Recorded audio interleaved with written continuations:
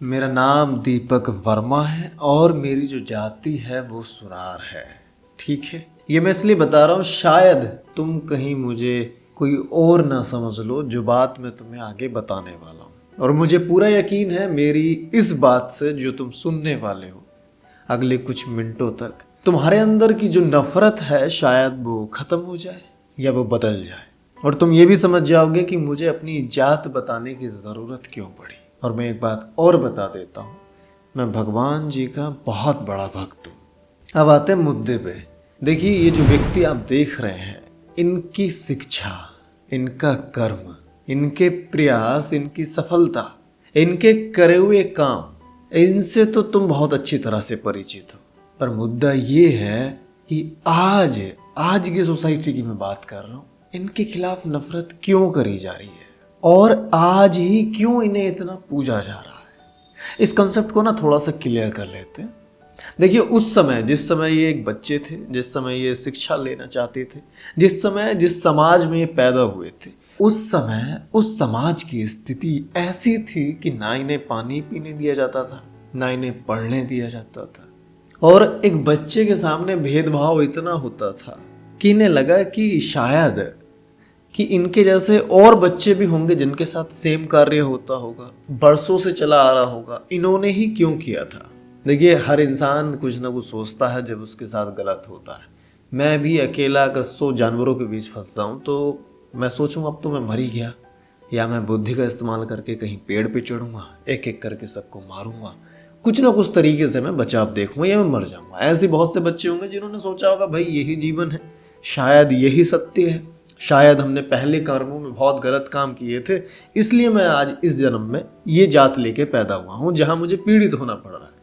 कुछ ने सोचा होगा कि चलो भैया, लेकिन इन्होंने सोचा कि नहीं ये गलत है और मैं इसमें बदलाव लाऊंगा, मेरे जैसे जितने और भी हैं मैं ये सब खत्म कर दूंगा।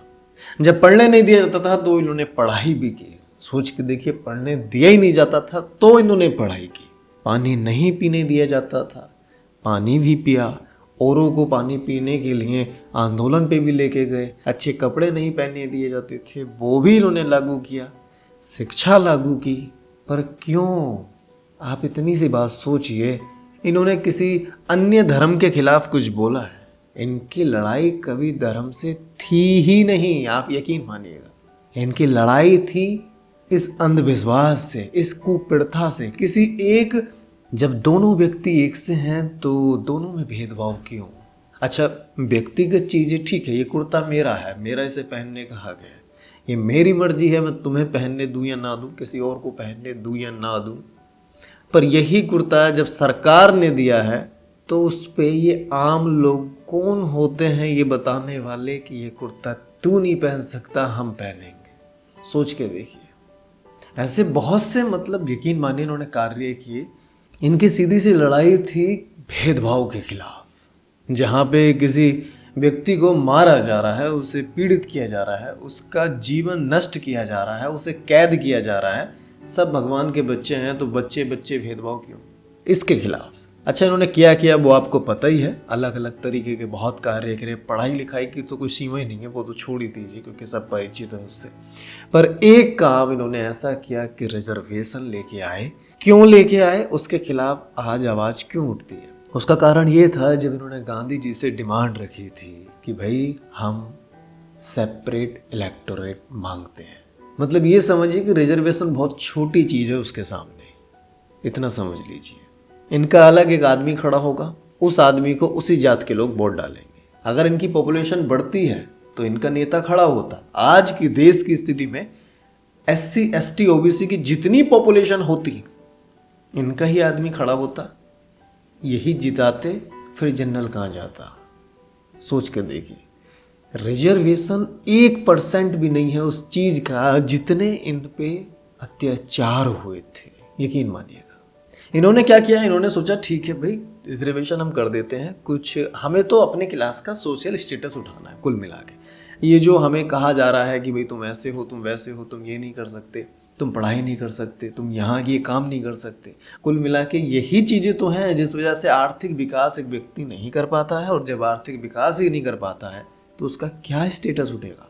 इन्होंने यही सोचा कि ये लोग सर्विसेज में जाएंगे, एजुकेशन लेंगे, इनका आर्थिक विकास होगा, इन पे पैसा आएगा, इनके स्टेटस उठेगा। इस वजह से इन्होंने रिजर्वेशन लाया। अच्छा चलो ठीक है, मैं मानता हूँ रिजर्वेशन गलत था, उसके अल्टरनेटिव क्या हो सकते हैं? मतलब बताइए, उसकी जगह पे उसी समाज का जिसके साथ अन्याय हो रहा था स्टेटस उठाने के लिए और क्या कर सकता है व्यक्ति? आप और मैं क्या करते? कुछ भी तो नहीं कर सकते थे। समझाने से कोई समझता नहीं। आज भी है, किसी को समझा के देखो नहीं समझेगा, समझाने से समझ नहीं सकता। कानून व्यवस्था इतनी मजबूत नहीं थी, नया नया देश आजाद हुआ था, करता क्या इंसान? ठीक है चलो रिजर्वेशन ले आए, ये तो आज नहीं बहुत सालों से। अब रिजर्वेशन ले आए तो आज ये जो नारा लगता है जय भीम का, इसके लगने का क्या कारण है? आज जो नफरत होती है, इनका नाम लेना पसंद नहीं किया जाता, इन्हें गलत ठहराया जाता है, उसका कारण क्या है? इस मुद्दे पे बात कर लेते हैं।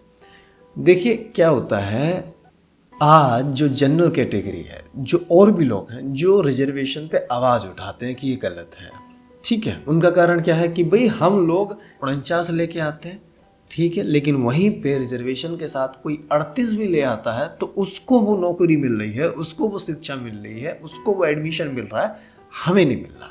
ये भेदभाव क्यों? इसलिए इनका कहना है कि भाई रिजर्वेशन गलत है। यहाँ इनका ये कहना है कि आज नौकरी तुम्हें 50 नंबर पे मिल भी रही है। आप ध्यान से सोचिए कि तुम 49 लेके आ रहे हो, फिर भी तुम्हें नौकरी शिक्षा मिल रही है। हमें तो स्कूल में भी नहीं जाने दिया जाता था महाराज। आप बात को समझिए, जो आज रिजर्वेशन से भेदभाव हो रहा है कास्ट में, देखिए जात पात आज भी हो रहा है कि भाई ठीक है, पहले के मुताबिक ये 1% भी नहीं है।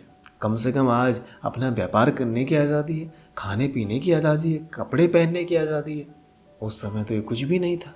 तो वैसे ही रिजर्वेशन के खिलाफ है और इनको जो बेनिफिट हो रहा है ये समर्थन में है।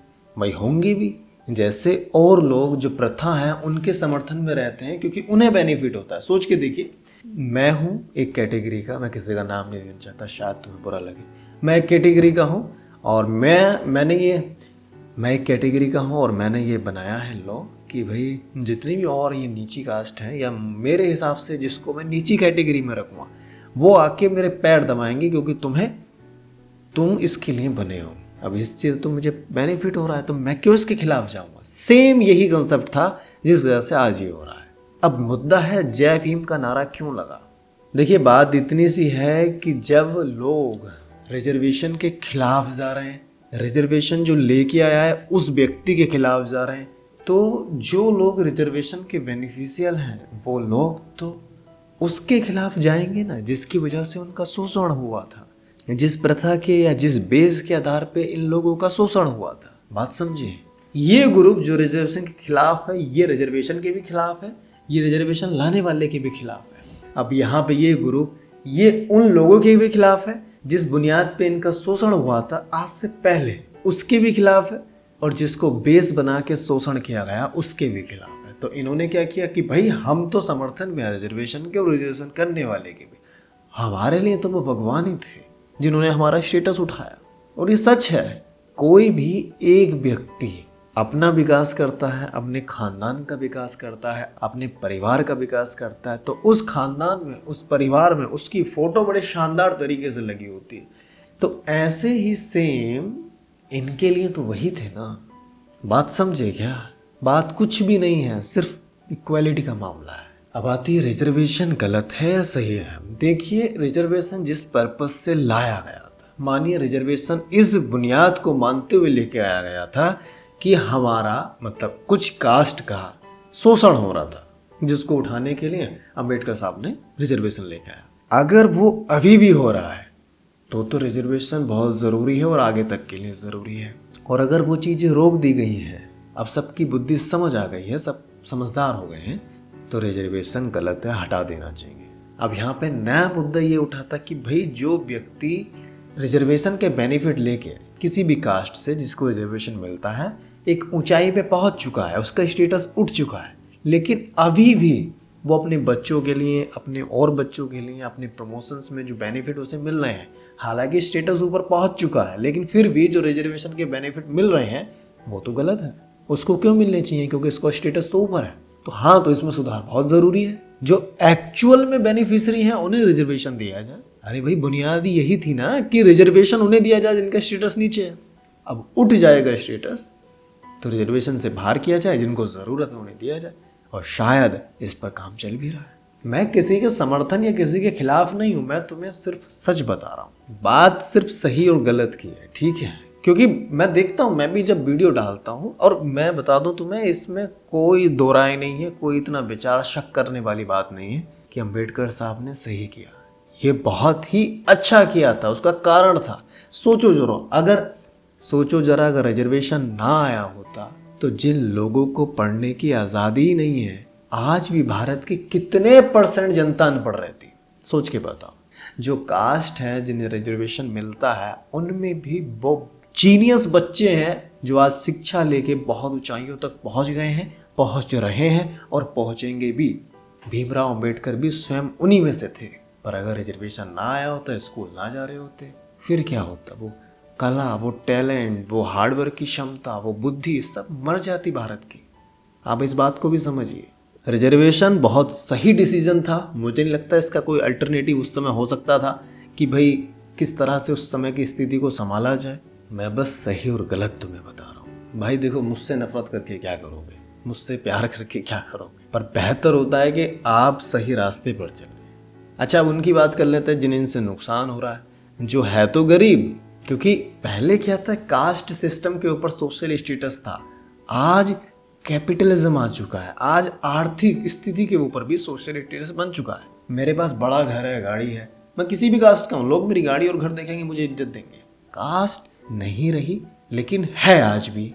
बात को समझ रहे हैं? कास्ट नहीं भी रही लेकिन है आज भी। आप चले जाइए राजस्थान, आप चले जाइए उत्तर प्रदेश, आज चले जाइए बिहार, ऐसे बहुत से राज्य हैं। कास्ट चली गई है तो सिर्फ उन दिल्ली मुंबई की बड़ी बड़ी बिल्डिंगों में से, जहाँ किसी को कोई मतलब नहीं। कास्ट जिंदा है हर उस गली में जो शहर छोटे हैं या गांव शहर से मिलते हैं। लेकिन अब जो जनरल कैटेगरी में हैं, जो कास्ट से तो ऊपर हैं बट फाइनेंशियल स्टेटस की वजह से लो हैं, इकोनॉमिकल बैकवर्ड हैं, तो उनके लिए EVS आ चुका है कि भाई तुम 10% रिजर्वेशन लो।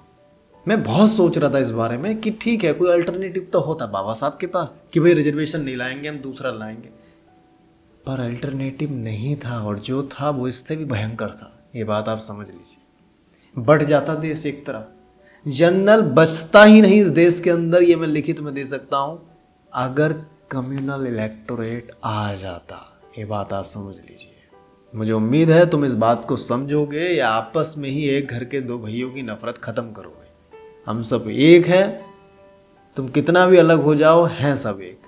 जबरदस्ती तुम लोग आज भी बढ़ रहे हो जात पात के नाम पे और अपनी ही छत में छेद कर रहे हो। और मुझे ये भी पूरा यकीन है कि तुम मेरी इन बातों को, जो मैंने सच्ची कही हैं, मुझे नफरत नहीं करोगे। मैंने तुम्हें सच बताया। अपना ध्यान रखिएगा, और ये मेरी आदत है कि मैं सच कहता हूँ। नमस्कार।